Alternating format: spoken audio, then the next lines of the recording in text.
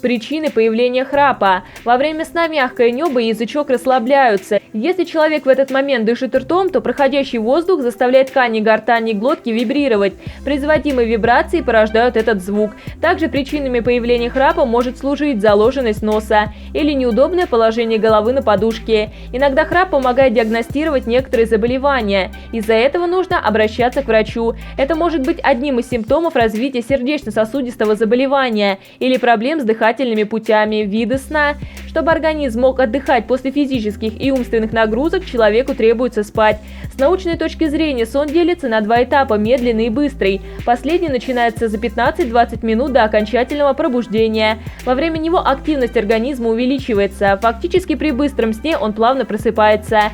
Медленный сон имеет более сложную структуру и состоит из 4 этапов. Организм засыпает, пульс и температура снижается. В этот период человек начинает дремать. На второй стадии активность организма продолжает снижаться, разбудить человека уже тяжелее. Он уже перестает осознавать, что лежит на кровати. Последняя стадия медленного сна, во время которой разбудить спящего очень трудно. Именно на этом этапе может проявляться лунатизм. По времени этапы в общей сумме занимают примерно 100 минут.